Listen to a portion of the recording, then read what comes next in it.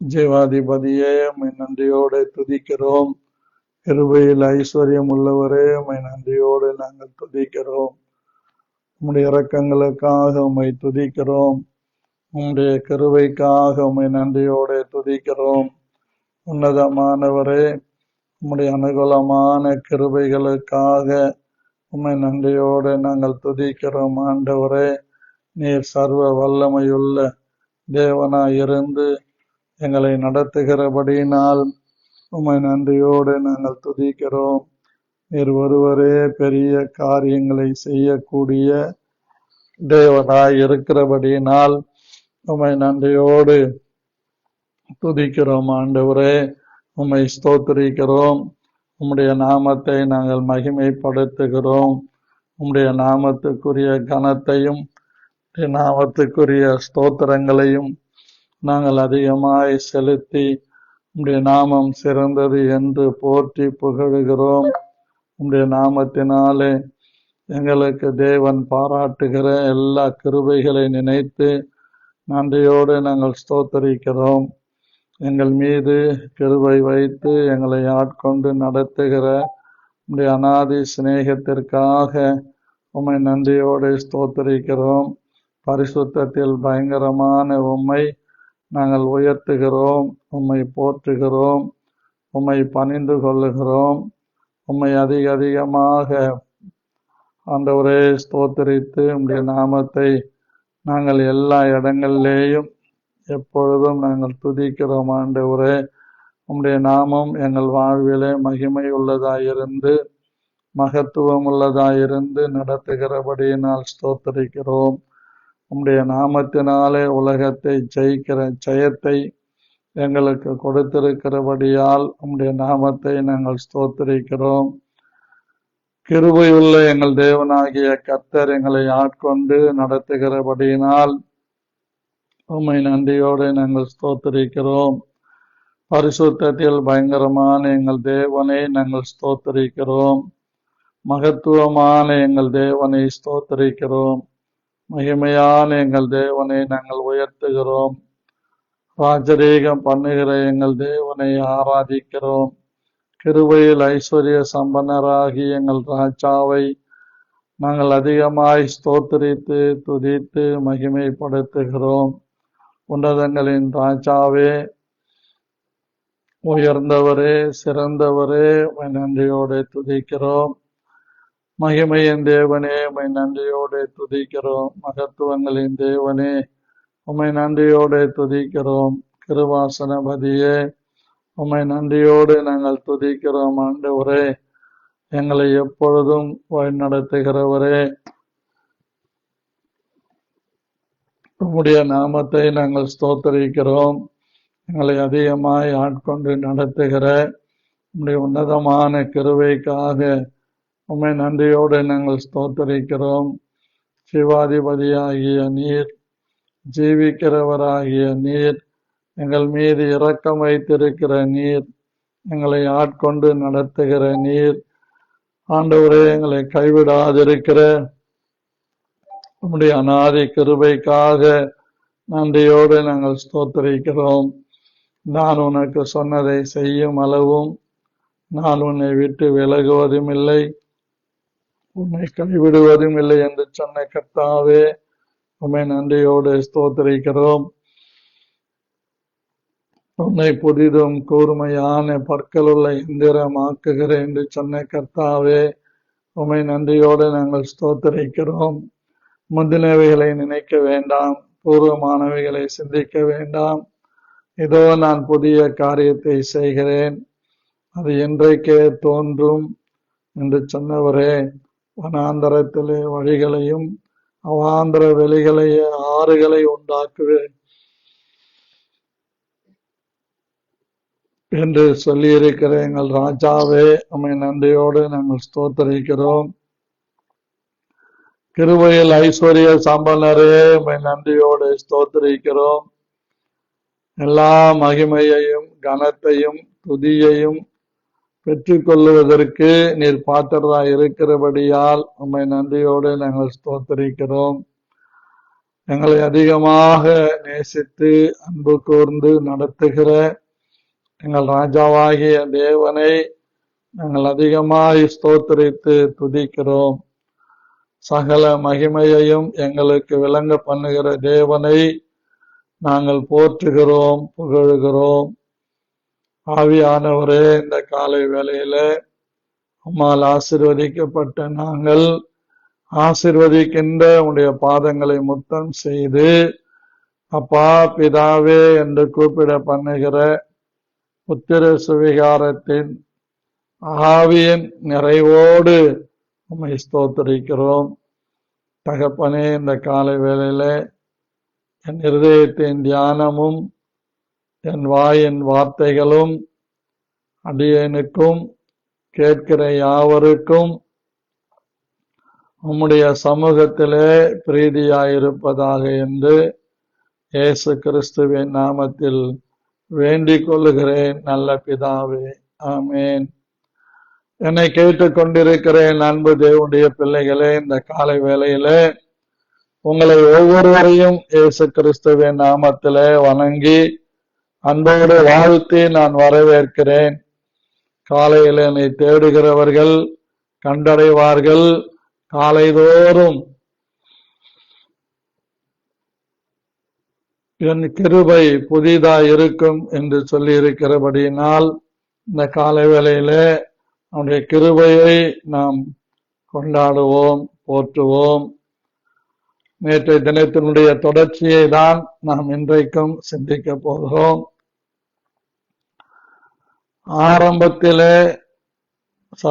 நாம் ஆரம்பத்திலே கொண்ட நம்பிக்கையை முடிவு பரியந்தம் உறுதியாய் பற்றி கொண்டிருப்போமாகில் கிறிஸ்துவினிடத்தில் பங்குள்ளவர்களாயிருப்போம்.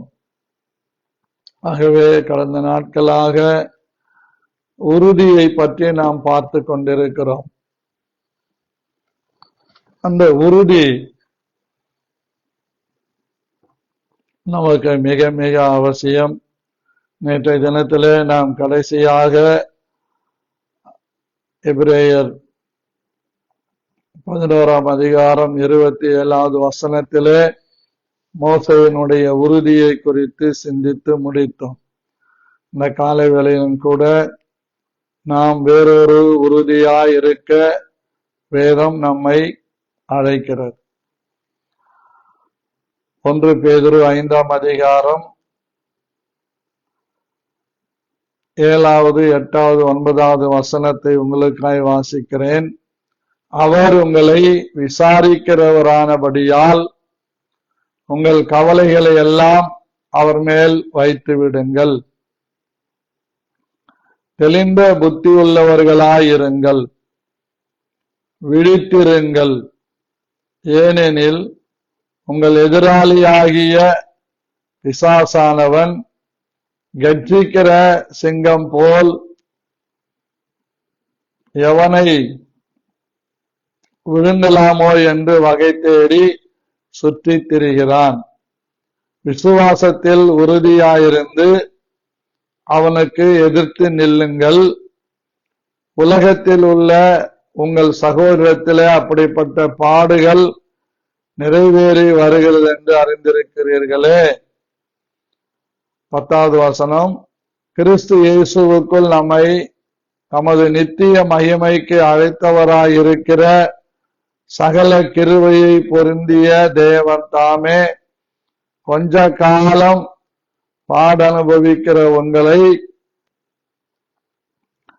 சீர்படுத்தி ஸ்திரப்படுத்தி பலப்படுத்தி நிலைநிறுத்துவாராக. அவருக்கே மகிமையும் வல்லமையும் சதா காலம் உண்டாயிருப்பதாக. ஆமேன் என்று சொல்லப்பட்டிருக்கிறது. அன்பான கர்த்தருடைய பிள்ளைகளே, ஒவ்வொருடைய வாழ்க்கையிலே ஏதோ ஒரு கவலை இருக்கும்.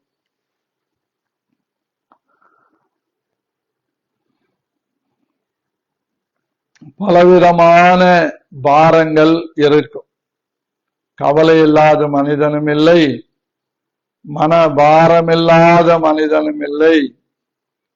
சிலர் சொல்ல கேட்டிருக்கிறேன், என்னன்னு தெரியல பாஸ்டர், இந்த வாரம் முழுவதும் ஒரே சோர்வா இருந்தது, அசதியா இருந்தது அப்படின்னு சொல்லுவாங்க.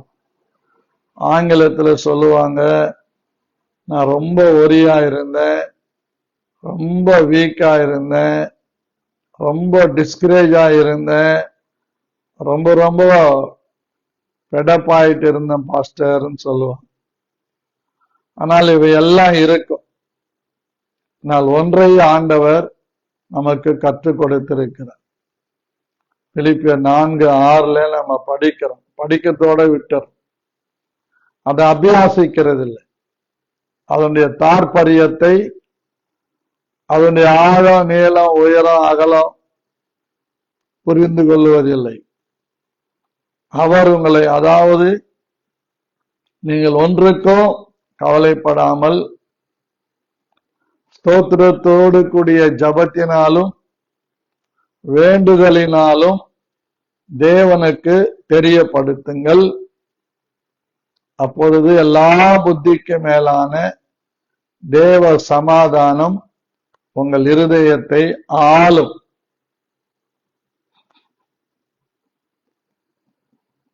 உங்கள் இருதயத்தை ஆளும். எது ஆளும்? தேவ சமாதானம். தேவ சமாதானம் எப்படி வருது? கொலேசியர் 1:20 படி, அவர் சிந்திய இரத்தத்தினாலே சமாதானத்தை உண்டாக்கி இருக்கிறார். ஆகவே இந்த காலை வேளையில இப்படிப்பட்ட சூழ்நிலைகளிலே பைபிள் அழகா சொல்லுது, அவர் உங்களை விசாரிக்கிறவரானபடியால். யாரு நம்மளை விசாரிக்கிறாங்களோ இல்லையோ, டெய்லி ஆண்டவர் காலையில வந்து நம்மை பார்த்து விசாரிக்கிறார். எப்படி? அவர் அதிகாலையில தட்டி எழுப்புகிறார். ஹாய் டைட்டஸ், குட் மார்னிங் அப்படின்னு சொல்றேன். நான் என்ன சொல்லணும்? Hi Jesus, good morning. Holy Spirit, good morning. அப்பா ஃபாதர், குட் மார்னிங். அவருக்கு வந்தனம் செய்யணும். நம்ம எப்படி வந்தனம் செய்யணும்? Praise the Lord, good morning, praise be to Jesus Christ. இப்படி நம்ம அவரை காலையில எழுந்து அவருக்கு நன்றி சொல்லணும். எழுந்தவொடனே குட் மார்னிங் சொல்லிட்டு இயேசு கிறிஸ்து சொல்லி கொடுத்த ஜபத்தை சொல்லிட்டு, அதுக்கப்புறம்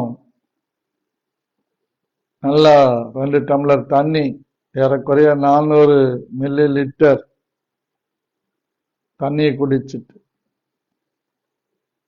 அதுக்கப்புறம் ஆயத்தமாகி தியானத்துக்கு வருகிறேன். காலையிலே அவரை தரிசிக்க வேண்டுமானால் அவருக்கு குட் மார்னிங் சொல்லணும். அப்படி சொல்லி 21 நாள் சொல்லி பழகிட்டீங்கன்னா 22வது நாள் உங்களுக்கு தானாக அது வந்துடும். முதல் வணக்கத்தை ஆண்டவருக்கு கொடுக்க வேண்டும். முதல் மரியாதையை ஆண்டவருக்கு கொடுக்க வேண்டும். அவர் நம்மை விசாரிக்க வருகிறார். மறைவான விருந்தினராய் விசாரிக்க வருகிறார். சில பேருக்கு பகிரங்கமாகவே அவர் விசாரிக்க வருகிறார். ஆகாரை பார்த்து கேட்டார், ஆகாரே எங்கே போகிறாய்? ஆதாமை பார்த்து கேட்டார், ஆதாமே நீ எங்கே இருக்கிற? உனக்கு என்ன சம்பவித்தது? நீ ஏன் அழுது கொண்டிருக்கிறாய்? இப்படியெல்லாம் வந்து நம்மை விசாரிக்க தேவன் நல்லவராய் வல்லவராய் இருக்கு. அவர் உங்களை விசாரிக்கிறவரானபடியால் உங்கள் கவலைகளை எல்லாம் அவர் மேல் வைத்து விடுங்க. சொல்லிட்டு சொல்றாரு, தெளிந்த புத்தி உள்ளவர்களாய். கலங்கின புத்தி இல்லை, தெளிந்த புத்தி. நீங்க உங்க வீட்டுக்கிட்ட ஒரு கொட்டையை உண்டு பண்ணி அதுல தண்ணிய ஊத்திட்டு நல்லா கலக்கி விட்டுடுங்க. அது கலங்கின தண்ணி. ஒரு சில மணித்துளிகளுக்கு பிறகு வந்து பாருங்க, அந்த கலங்கின தண்ணி அப்படியே அமர்ந்திருக்கு. அந்த கலங்கள்ல எங்க போயிருக்கும்? அடியில போய் மண்ணோட மண்ணா ஒட்டின்னு இருக்கு. ஆனால் அந்த தண்ணீர் தெளிந்த தண்ணீராயிரும்.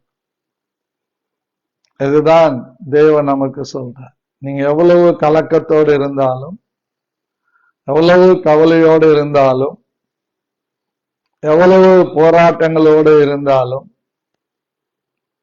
எவ்வளவு தேவைகளோடு இருந்தாலும், நீங்கள் கலங்காமல் இருக்க. ஏனென்றால் அவர் தெளிந்த தண்ணீரை நமக்கு கொடுக்கிறார்.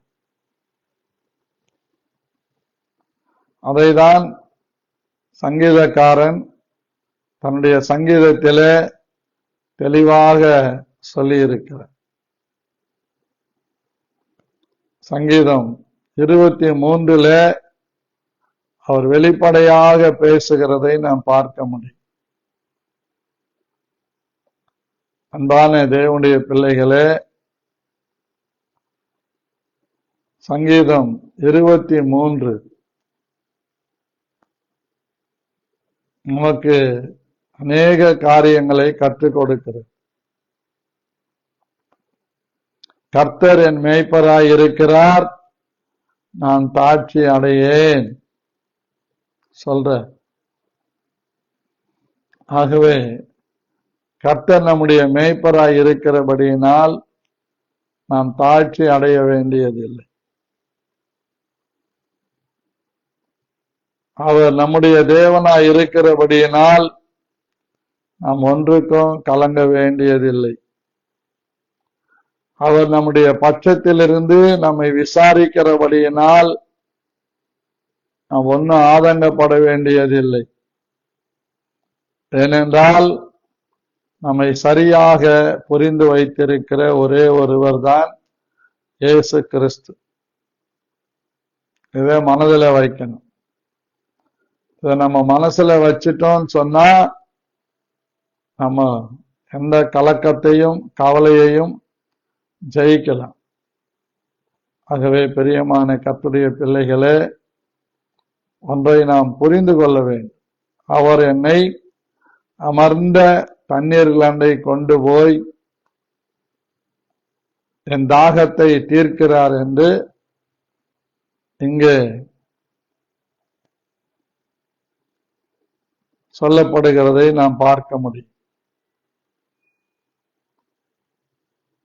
எப்பவுமே நமக்கு சோர்வு வராது, சங்கடங்கள் வராது, வருத்தங்கள் வராது என்று நாம் சொல்லவே முடியாது.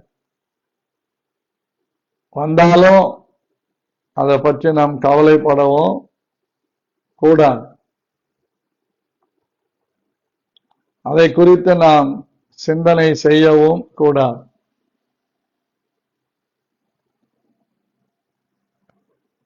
கர்த்தர் என் மேய்ப்பராய் இருக்கிறார், நான் தாட்சி அடையேன். அவர் என்னை புல்லுள்ள இடங்களில் மேய்த்து அமர்ந்த தண்ணீர்கள் அண்டையில் என்னை கொண்டு போய் விடுகிறார். அமர்ந்த தண்ணீர், தெளிந்த தண்ணீர். ஆகவேதான் அந்த பேதுரு சொல்றார், தெளிந்த புத்தி உள்ளவர்களாயிருங்க. அவர் உங்களை விசாரிக்கிறவரானபடியால் உங்கள் கவலைகள் எல்லாம் அவர் மேல் வைத்து விடுங்க.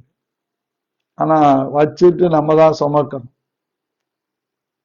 அழகா சொல்றார், அவர் என் ஆத்துமாவை தேற்றி தம்முடைய நாமத்தை நிமித்தம் என்னை நீதியின் பாதைகளில் நடத்துகிறார்.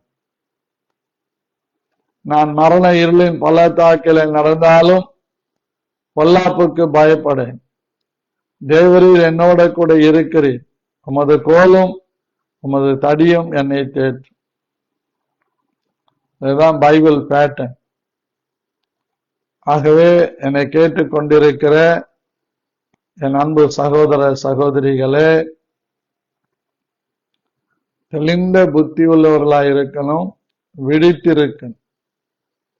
விழிப்பு என்பது 4 காரியங்களை குறித்தது. ஒன்று, தூங்கிட்டு இருந்து எழுந்திருக்கிறது, அது உறக்கத்திலிருந்து எழும்புவது. இரண்டாவது, சிலர் விழிக்காமையே இருப்பாங்க, அவங்க கதை முடிஞ்சதுன்னு அர்த்தம். ஆகவே மூன்றாவது, எப்பவும் எச்சரிக்கையாய் இருக்கிறது விழிப்பு. எல்லாத்துக்கும் எச்சரிக்கையாய் இருக்குது. நான்காவது, ஆண்டவருக்கு தூக்கத்தை வெறுத்து நேரத்தை ஒதுக்கி அவருடைய சமூகத்தில் உட்கார். ஆகவே நாம் விழித்திருக்கணும். ஏன் விழித்திருக்கணும்? உங்கள் எதிராளி ஆகிய பிசாசான். நமக்கு எதிராளிய யாரு? பிசாஸ். அம்மா இல்ல, அப்பா இல்ல, மாமி இல்ல, மாமா இல்ல, அண்ணன் தம்பி இல்ல, அக்கா தங்கச்சி இல்ல, சொந்தம் பந்தம் யாரும் இல்ல. நமக்கு எதிர்ப்பு இயேசு கிறிஸ்து தான். அவருடைய வார்த்தையிலே சொல்லுகிறார், சோதனைக்குட்படாதபடி விழித்திருங்கள். இங்க பேதுரு சொல்றாரு, உங்கள் எதிராளி ஆகிய பிசாசானவன், நம்முடைய எதிராளி பிசாஸ், எதிராளி ஆகிய பிசாசானவன் கர்ஜிக்கிற சிங்கம் போல எவனை விழுங்கலாமோ என்று வகை தேடி சுற்றி திரிகிறான். சிலர் அடிக்கடிக்கு சொல்றாங்க, செத்துட்டா நல்லாயிரு. நீ செத்துட்டு ஒன்னும் சாதிக்க போறது ஒன்னும் இல்லை, உன் கதை அதோட முடிஞ்சது.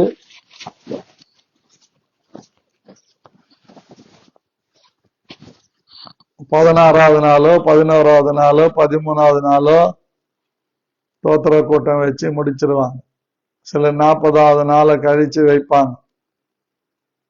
இந்த 40, 50, 60 எல்லாம் ட்ரெடிஷனல், பாரம்பரியம்.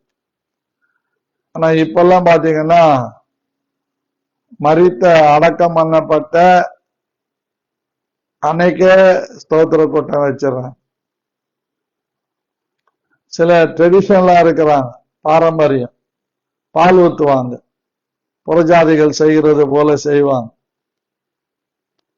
இருக்கும்போது பால் ஊத்த மாட்டான், இருக்கும்போது 10 பைசா செலவு பண்ண மாட்டான், இருக்கும்போது ஒரு விசாரிப்பும் சொல்ல மாட்டான். செத்து போன பிறகு அவன் போய் பால் ஊத்திட்டா பயத்துல செய்யறது. ஐயோ, நமக்கு இவனுக்கு ஒண்ணுமே செய்யலையே, இவன் தொல்லை பண்ணானா என்ன பண்றதுன்னு ஒரு பயம். ஏன்னா அவங்களுக்கு உயிர்த்தெழுதலை பத்தி நம்பிக்கை இல்லை. ஆனா இங்க வேதம் நமக்கு கற்றுக் கொடுக்கிறது, விழித்திருந்து எதிராளி ஆகிய பிசாசு. நமக்கு எதிராளி பிசாசு தான், வேற யாரும் கிடையாது. சொல்லிட்டு அழகா சொல்றாரு, விசுவாசத்தில் உறுதியாயிருந்து அவனுக்கு எதிர்த்து நில்லுங்க. விசுவாசத்திலே உறுதியாயிருந்து அவனுக்கு நம்ம எதிர்த்து நிக்கணும். விசுவாசத்திலே உறுதியா இருக்கணும். இன்னைக்கு விசுவாசத்துல உறுதியா இருக்கவும் முடியல, பிசாச எதிர்த்து நிற்கவும் முடியல. ஆகவே பலவிதமான சூழ்நிலை. அப்படிதான் விடியற்காலம் ஒருத்தன் வருவான், சன்னதக்காரன். நம்ம ஆளுங்க உட்கார்ந்து கேட்பாங்க, நம்ம வீட்டுக்கிட்ட நம்மளை பத்தி என்ன சொல்ல போன. பைபிள்ல 1189 புத்தகங்கள் வச்சிருக்கிறார், அதிகாரங்களை வச்சிருக்கிறார், 66 புத்தகங்களை வச்சிருக்கிறார். இதுல சொல்லாதையா அவன் சொல்லிட்டு போறான். ஆனாலும் நம்ம அபிலட்சை கேட்போம் என்ன சொல்றான். ஏன் சில கிறிஸ்தவங்க கையை கொடுத்து என் கையை பாருப்பா, ஜோசியம் பாருப்பா. ஆம்பளை கையா இருந்தா ததிரும் பிடிச்சவன்டா தள்ளிடுறான், பொம்பளை கையா இருந்தா கொஞ்ச நேரம் தடவி பார்த்து ஏதோ பேசுறான். அந்த தடவி பார்க்கறது அவனுக்கு என்ன வருதுன்னு தெரியல. கண்ணார பார்த்ததை நான் சொல்றேன். இப்படி அவன் சொல்லுவான் இதை கூட அதை கூடன்னு. நாங்க கிறிஸ்தவங்க அதெல்லாம் செய்ய மாட்டோம், காசா கொடுத்துட்றோன்னு எதனா செஞ்சுக்க எங்களுக்கு ஆகன்னு கொடுத்துருவான். இப்படி எல்லாம் இருக்கிறாங்க விழிப்பு இல்லாம. இந்த மாதிரி காரியங்கள் தான் நம்ம விழிப்பா இருந்து விசுவாசத்திலே உறுதியா இருக்கு. யோபு மாதிரி என்னை கொன்று போட்டாலும் அவர் மேல் நம்பிக்கையா இருப்பேன். என் மீட்பர் உயிரோடு இருக்கிறார், நான் அவரை காண்பேன். அந்நிய கண்களினால் அல்ல, என் சொந்த கண்களினால். இந்த அந்நிய கண்களினால் என்ற வார்த்தையை வச்சுதான் முதல்ல கண்ணில் இருக்கிற ஆபரேஷன் பண்றதுக்கு ட்ரைன் பண்ணாங்க. அயர்ந்த நித்திரையை உண்டாக்கினார் என்கிற வார்த்தையை வச்சு குளோரோஃபார்ம் என்கிற மருந்தை கண்டுபிடிச்சு. இப்படி பைபிளை படிச்சு அதுல இருந்து சொல்லப்படுகிறவைகளை ஆழ நீள உயர அகல யோசித்து சிந்தித்து அதுக்கப்புறம் தான் யோபு அந்நிய கண்களால் அல்ல. அப்படின்னு அர்த்தம் என்னன்னா, அந்நிய கண்கள் எடுத்து நம்ம கண்ணில் வைக்கலாம். நம்முடைய கருப்பு விழிய ரெண்டா பாதியா துண்டு பண்ணி பாதி ஒருத்தனுக்கு வைக்கிறாங்க, பாதி இன்னொருத்தனுக்கு வைக்கிறாங்க. அவன் பார்க்கறான். நமக்கு விசுவாசத்துல உறுதி. இன்னைக்கு நிறைய உறுதியற்றவங்க நிறைய பேர் இருக்கிறாங்க. உறுதி என்ன வந்தாலும் எனக்கு ஒரு ஆணித்தரமான உறுதி, நான் மரித்தால் இயேசுவோடு இருப்பேன், உயிரோடு இருந்தால் நான் ஆசீர்வாதமாய் இருப்பேன். அப்படி ஒரு உறுதியோட வாழணும், விசுவாசத்திலே உறுதி. ஒரு சிலர்லாம் என்கிட்ட ஞானஸ்தானம் பெற்றவங்க கொஞ்ச நாள் வந்தாங்க, இந்த உபதேசம் எல்லாம் நமக்கு செட் ஆகல அப்படின்னு சொல்லி அப்படியே பேக் வாங்கி மலை மாதாவம் அச்சரப்பாக்கம் பக்கத்துல அங்க போறாங்க. அங்க போய் படையல் போடுறாங்க. அப்படி பாருங்க, நம்ம கிட்ட விசுவாசத்துல உறுதி இல்லை. நம்ம இருக்கிற இடத்துல ஆண்டவர் வர ஜபத்தை கேட்கிற சிலர் ரட்சிக்கப்பட்டு நல்ல ஆவிக்குரிய வாழ்க்கையில வளர்றவங்க கூட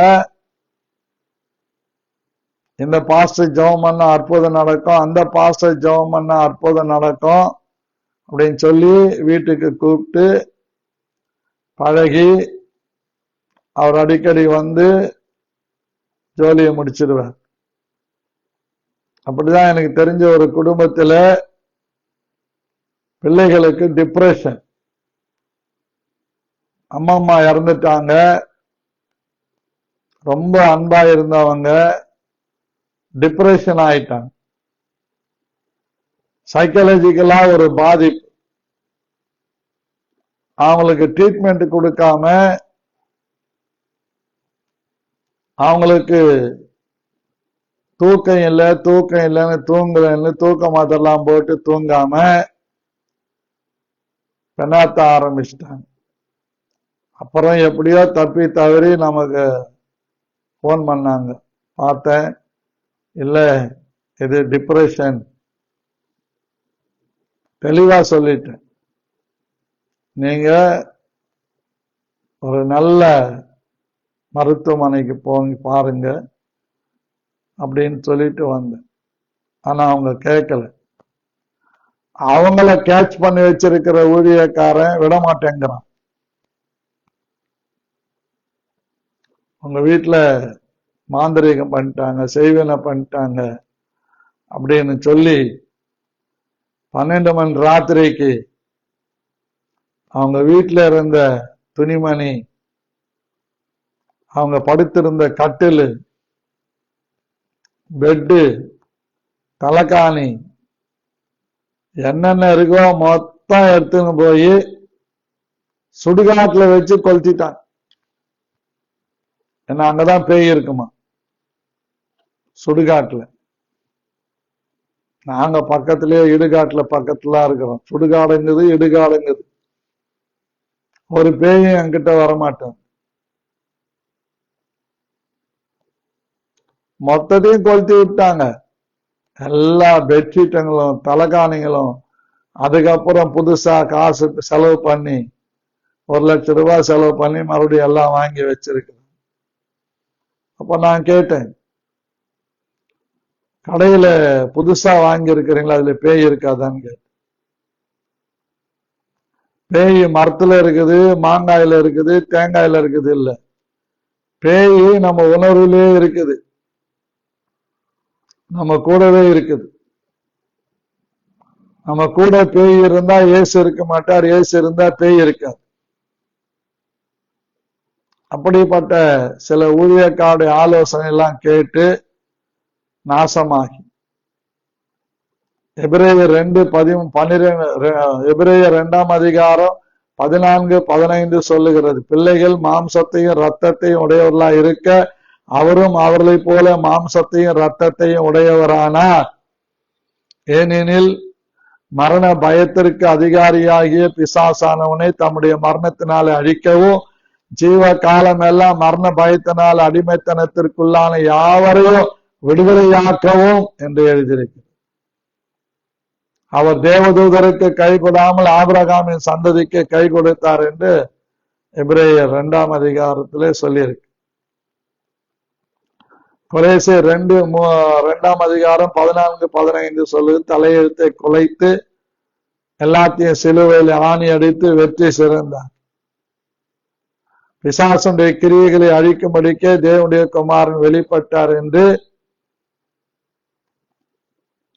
யோவான்ல சொல்லியிருக்கு, 1 யோவான்ல சொல்லியிருக்கு. இப்படி திரளான சாட்சிகள் நமக்கு இருக்குது மேகம் போல.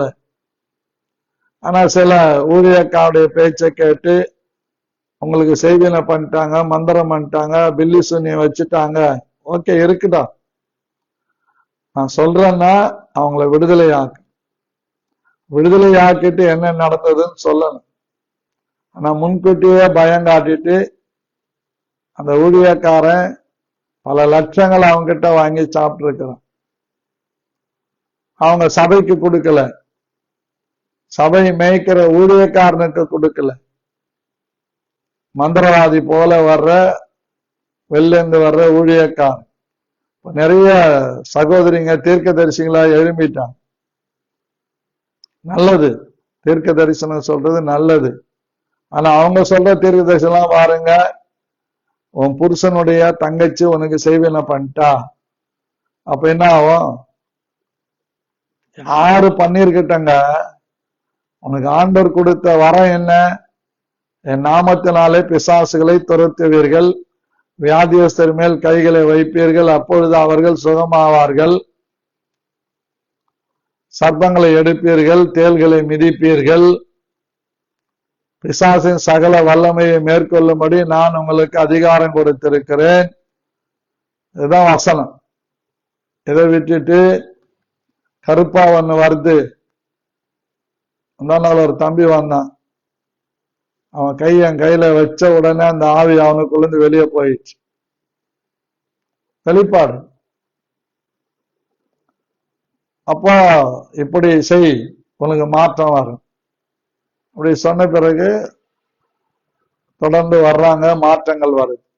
சத்தியத்தையும் அறிவீர்கள், சத்தியம் உங்களை விடுதலையாகும். இப்ப அவரு என்ன பண்றாரு, வந்து ஏதோ ஒண்ணு சொல்லி வர்றப்பெல்லாம் 5000 10,000 அப்படி வாங்கிட்டு போற. இப்படி ஒரு மானங்கட்ட பொழப்பு நிறைய ஊழியக்காரங்க செய்யறாங்க. ஏதோ அப்படியே மந்திரக்கார மாதிரி ஆயிட்டாங்க ஊழியக்காரங்க. சத்தியத்துக்கு சாட்சியா தூணும் ஆதாரமா இல்லை. நம்ம இடத்துல வந்து விடுதலை பெற்று கொண்டவங்க மறைமல் நகர்ல எல்லாரும் சர்ச்சுக்கு வந்திருந்தாங்கன்னா 3 ஆராதனை நடக்கணும். சுகம் பெற்றுக்கிறாங்க, போறாங்க, அவ்வளவுதான். என் நாமத்தினாலே பிசாசுகளை துரத்துவீர்கள், துரத்துறோம், விடுதலையாக்கி அனுப்புறோம். அவங்க ஆண்டவரை ஏத்துக்கணும். இப்போ அப்படியே டோட்டலா நான் மாறிட்டேன். ஜெபம் பண்ணி உடனே விடுதலை ஆக்கி அனுப்பினா அவங்க சத்தியம் கேட்கறது இல்லை. 7 வாரம் சர்ச்சுக்கு வாங்க, நான் சொல்ற மாதிரிலாம் செய்யுங்க. அவங்களுக்கு ஜெபிக்க தெரியாது. புறஜாதிகள் ஸ்தோத்திர பலிகள் புக்க கையில கொடுத்துட்டு ஒரு நாளைக்கு 3 முறை ஸ்தோத்திரங்கள் படிங்க. என் நம்பிக்கை என்னன்னா, அவன் ஸ்தோத்திர பலிகள் படிக்க படிக்க படிக்க அந்த சத்தம் அவன் காதுல கேட்க கேட்க அந்த ஸ்தோத்திர பலியினால கிருபை பெருகும், விடுதலையும் வரும். அப்படி நிறைய பேர் இப்ப விடுதலை ஆகிறாங்க.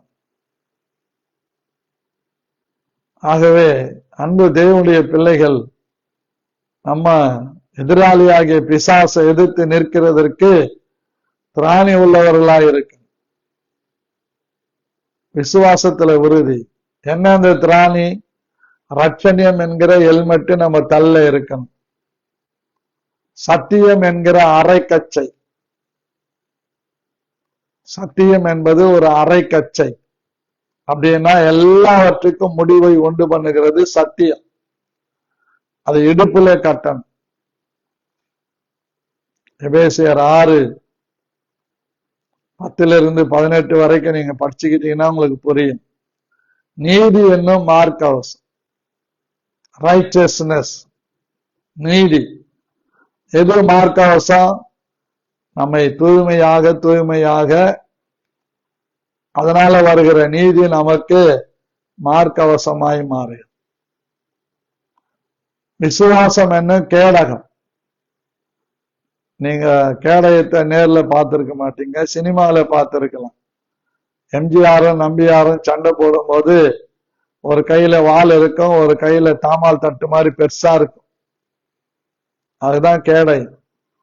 அப்போ விசுவாசம் என்னும் கேடயம்.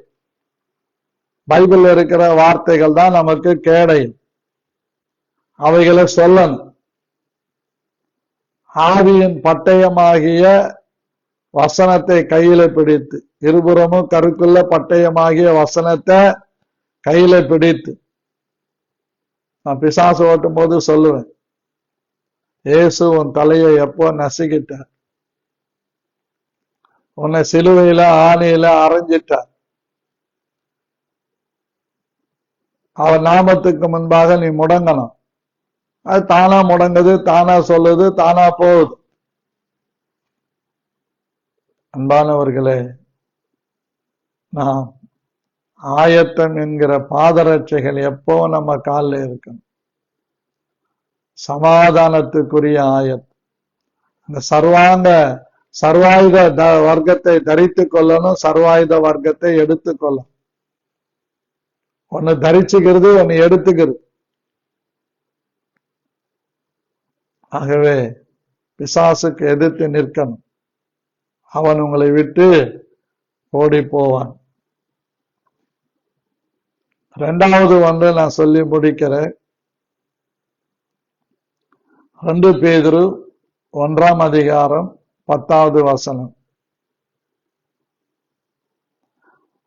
ஆகையால் சகோதரரே, உங்கள் அழைப்பையும் தெரிந்து கொள்ளுதலையும் உறுதியாக்கும்படி ஜாக்கிரதையாயிருங்கள். இவைகளை செய்தால் நீங்கள் ஒரு காலம் இடறி விழுவதில்லை. 2 காரியங்களை தெளிவுபடுத்துற. உங்கள் அழைப்பை உறுதிப்படுத்துங்க. உங்க தெரிந்து கொள்ளுதல உறுதிப்படுத்து. அழைப்பு, காலிங் இஸ் மஸ்ட். நம்மை தேவன் எதற்காக அழைத்திருக்கிறார், அதுல நாம் உறுதியா இருக்கு. எதற்காக தேவன் நம்மை தெரிந்து கொண்டார், அதுல உறுதியா இருக்கு. அழைப்பும் தெரிந்து கொள்ளுதலையும் முதல்ல உறுதிப்படுத்திக்க.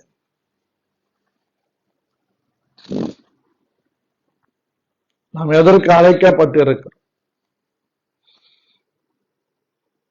எதுல தெரிந்து கொள்ளப்பட்டிருக்கு. இன்னைக்கு அழைப்புனாலும் தெரியல, அகப்பையனாலும் தெரியல. நிறைய பேர் அகப்பையா கூட இருக்கலாம், சட்டியில இருந்தாதான் அகப்பையில வரும். பெரியவங்க சொல்லுவாங்க, தயிர் கடையும் போது வெண்ணெய் கூடி வரும், அந்த சிலுப்புற அந்த கட்டை சட்டியில பட்டு சட்டி உடைஞ்சிடும். இன்னைக்கு நிறைய பேர் வாழ்க்கை அப்படிதான் இருக்கு. நான் எதற்காக அழைக்கப்பட்டிருக்கிறேன், எதற்காக தெரிந்து கொள்ளப்பட்டிருக்கிறேன், அது சுத்தமா கிடையாது. நல்லா பாடுறேன், அதுக்காக ஊழியத்துக்கு வந்திருக்கிறேன். நான் ஜெபமான பேய் போகுது, அது உங்க அழைப்பு என்ன? நம்முடைய எல்லாருடைய அழைப்பும் பரிசுத்தம் உள்ளவர்களாய் இருக்க வேண்டும் என்று தேவன் நம்மை அழைத்திருக்கிறார். உங்க பைபிள்ல யாக்கோபு இருக்குதான் பாருங்க.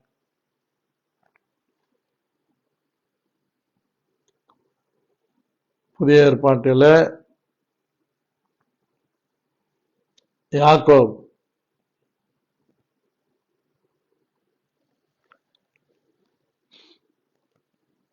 4ஆம் அதிகாரம் நினைக்கிறேன்.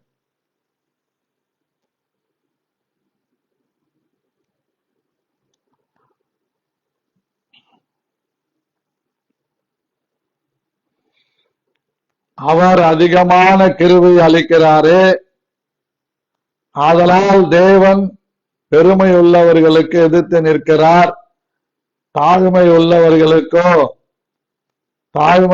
உள்ளவர்களுக்கோ கிருபை அளிக்கிறார் என்று சொல்லியிருக்கிறது. ஆகையால் தேவனுக்கு கீழ்ப்படிந்திருங்கள், பிசாசுக்கு எதிர்த்து நில்லுங்கள், அப்பொழுது அவன் உங்களை விட்டு ஓடி போவான். தேவனிடத்தில் சேருங்கள், அப்பொழுது அவர் உங்களிடத்தில் சேருவார். பாவிகளே, உங்கள் கைகளை சுத்திகரியுங்கள், இருமனம் உள்ளவர்களே, உங்கள் இருதயங்களை பரிசுத்தமாக்குங்கள். நீங்கள் துயரப்பட்டு துக்கித்து அழுங்கள், உங்கள் நகைப்பு துக்கிப்பாகவும் உங்கள் சந்தோஷம் சஞ்சலமாகவும் மாற கடவது. ஒருவருக்கு கர்த்தருக்கு முன்பாக தாழ்மைப்படுங்கள், அப்பொழுது அவர் உங்களை மேன்மைப்படுத்துவார் என்று இங்க பவுல் சொல்றார், யாக்கோபு சொல்றார். ஆகவே நாம் எல்லாரும் பரிசுத்தம் உள்ளவர்களாய் இருக்கும்படிக்கு அழைக்கப்பட்டிருக்கிறோம். இப்போ 1 தெசலோனிக்கருக்கு வருவோம். 1 தெசலோனிக்கர் 4ஆம் அதிகாரம் 3வது வசனம். நீங்கள் பரிசுத்தம் உள்ளவர்களாக வேண்டும் என்பது தேவனுடைய சித்தமாயிருக்கிறது. அந்தபடி நீங்கள் வேசி மார்க்கத்துக்கு விலகி இருந்து தேவனை அறியாத அஞ்ஞானிகளை போல மோக இச்சைக்கு உட்படாமல் அவனவன் தன் சரீரத்தை பரிசுத்தமாய் ஆண்டு கொள்ள பார்த்து சொல்லிக்கிட்டே வர, ஆண்டு கொள்ளும்படி அறிந்து இந்த விஷயத்தில் ஒருவனும் மீறாமலோ தன் சகோதரனை வஞ்சியாமல் இருக்க வேண்டும். முன்னமே நாங்கள் உங்களுக்கு சொல்லி சாட்சியாக எச்சரித்தபடியே இப்படிப்பட்ட விஷயங்கள் எல்லாவற்றையும் குறித்து கர்த்தர் நீதியை சரிகட்டுகிறவராய் இருக்கிறார். தேவன் நம்மை அசுத்தத்திற்கு அல்ல பரிசுத்தத்திற்கு அழைத்திருக்கு. நம்முடைய அழைப்பு பரிசுத்தத்திற்கு. அப்போ தெரிந்து கொள்ளுதல்லாம் என்ன பாஸ்டர்? தெரிந்து கொள்ளுதல் என்பது 1 பேதுரு 2ஆம் அதிகாரம் 9வது வசனம்.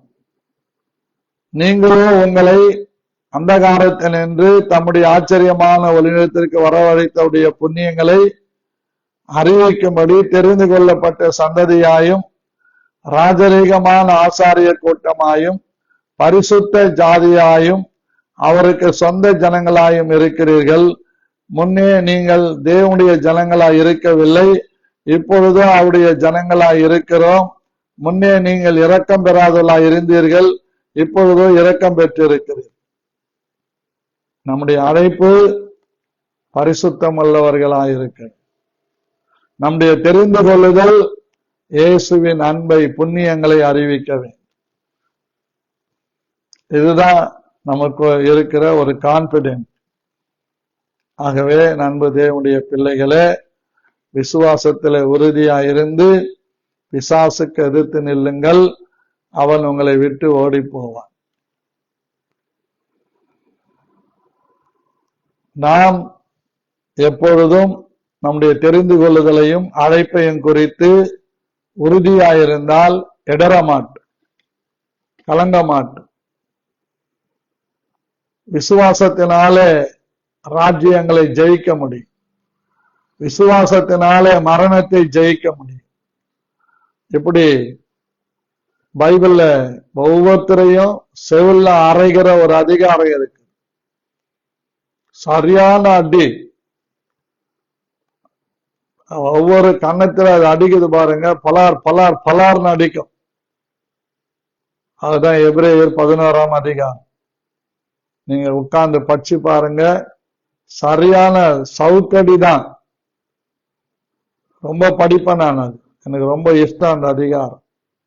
சரியா கொஞ்சம் கூட வித்தியாசம் இல்லாம எல்லாம் இப்படி இப்படி புட்டு புட்டு புட்டு வச்சிடறாரு அந்த ஒரே அதிகாரத்தில். ஆகவே விசுவாசத்திலே உறுதியாயிருந்து பிசாசுக்கு எதிர்த்து நிற்போம். நாம் பரிசுத்தம் உள்ளவர்களாய் இருக்க அழைக்கப்பட்டிருக்கிறோம்.